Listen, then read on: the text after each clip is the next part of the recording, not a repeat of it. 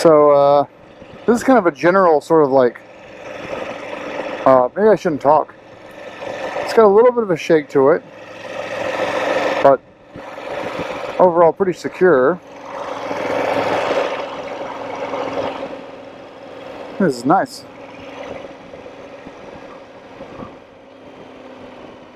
This just always freaks me out. There's so little engine braking.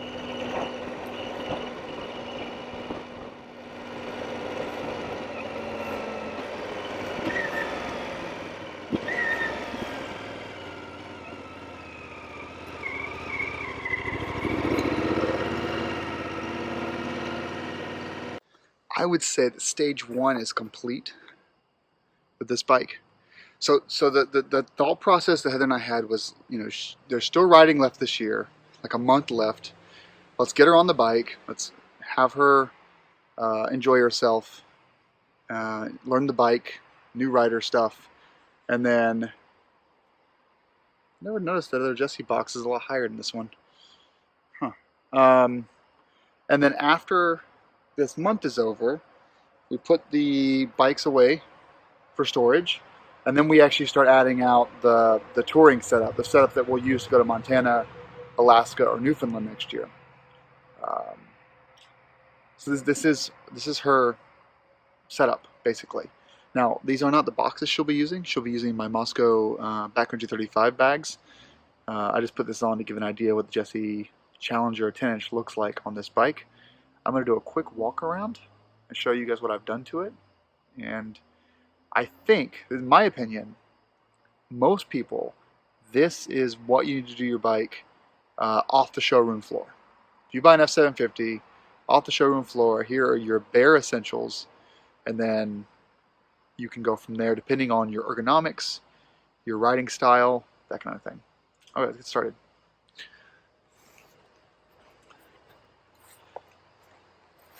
So this is how the 10-inch Jessie Challenger luggage looks on the bike. It's pretty wide. It goes out far beyond the bike itself. Whereas my GS Adventure, the boxes and the crash bars kind of hit at the same time. In this situation, that one is higher. The Delrin is on this side is crooked a little bit. I never noticed it on my bike actually. Anyway, so on this bike, the boxes will hit first. That's what we're going to start her with soft luggage on days that she needs more than just a tail bag. The Acura can, which you can't see here because it's hidden, is not something new riders need, but hey, sounds awesome. As you move down here, we're still using the stock brake lever, which I think is adequate for stock brake lever. The pegs do need to be changed, but we're not going to do that this year. We're going to do that over the winter time unless they come in sooner. I did add the GV crash bars. The F750 does not have crash bars, so these are the GVs. I had initially bought the SW-Motechs. That was going to be my primary choice. Well, no. I was going to buy the Outriders. The Outriders aren't available until Q4 of this year. So I settled for the SW-Motechs. Then they came missing a whole bunch of bolts, so I just returned them and swapped them for the GVs, which are usually $450, but we're on sale for $256. So I grabbed these. Eventually the Outriders will go on. I think they're better, but oh well. As you move up the bike up here, we have our Barkbuster Storms. These are the largest Barkbusters you can get. Block a lot of wind. If you don't wear gear or a helmet and have a normal cruiser, your riding season is really like June, July, and August. So if you want to extend your riding season to March and November, wear your full gear and get guards or hippo hands. You also see here we added the grip puppies, nice and soft. Right here we have two ram balls. So I've removed the GPS unit and moved it up here, which we'll get to in a second. And I've installed two ram balls. Strapping ram mounts to your handlebars kind of scratches them up, makes them look shitty when you go to sell the bike. This is a really nice mod that doesn't do any damage to any of the aluminums. So I like it. And I've got over here the perfect squeeze from Hondo Garage is the iPhone mount. We have a TFT screen protector. That's why it's a matte gray. Still need to work some of those bubbles out. And up top we have straight from China a GPS Relocation Bracket. Initially, a company in Europe was making these. It basically mimics how the R1200GS mounts. It's GPS. BMW was stupid to put it here. I think they should have put it up higher, but they didn't. Primarily because it would look weird if you're running a stock F750 windscreen. The nav bar just looks stupid, but with the larger windscreen, it's perfect. So speaking of windscreens, this is the Madstad windscreen. It is an acrylic, but they told me I really shouldn't have any problems with it shattering on me. But this is the smallest size they sell. They do 18 all the way to 24 inches. And it also comes with these cool winglets that mount up. Speaking of this area, we've got LED turn signals from Dynamic Motor Rod, super bright, to go with the LED headlight that comes on the bike. Back to the Madstad for a second though. You've got two little turns right here. You can turn these out on both sides. Then from there, you can take your windscreen and push it out or in. Oops, not quite loosened up yet. There we go. You've got in and out, basically. See there? And then you've got up and down. So you can put it all the way down low, all the way high.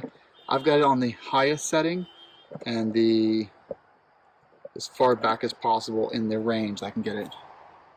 And just screw it back on. I like big windscreens.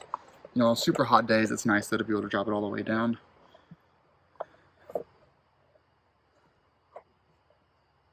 Yeah, I'm a huge fan of this. Coming down here, we have the SW-Motech front sliders. Really easy to install, $44. It's almost one of those kind of no-brainer things.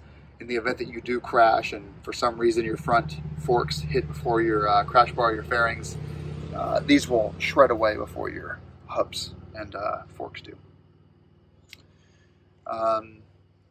No radiator guard because BMW gives you one, although you know me, I'll be swapping it out. Here's the other side of the crash bar. Also, this yellow seems to attract a lot of bugs. There are always little bugs crawling on it, which is kind of funny to me. Yeah, so we have our other side of our GV crash bars. These come out a little bit further because the engine's actually set to the right. The engine's actually to the right of the bike to allow for the shaft to drive the chain and swing arm. So on this side, they had to use spacers to account for that. And then going back, we have the Jesse Challenger luggage here, 10-inch wide Challenger luggage.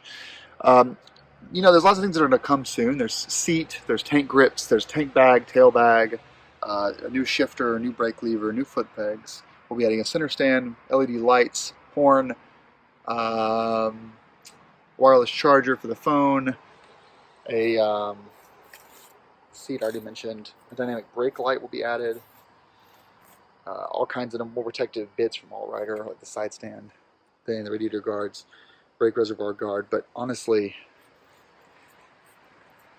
this bike is ready to go. There's absolutely nothing else to do to it for most people, and I think Heather is going to love it. It's not my bike, it's hers, and yeah, it's going to be a fantastic bike for her. All kinds of stuff to do to it. We're going to add another $4,000 and stuff to it, but for now, we've added about $2 grand. It's been about $2 grand so far. About $4,000 left to go, and then we'll be fully kitted out, and then I'll have to upgrade the suspension to account for all that added weight. Alright guys, well, thanks for watching, and this has been a walk around of the F750GS, aka Buzz, and this is stage 1 of his journey.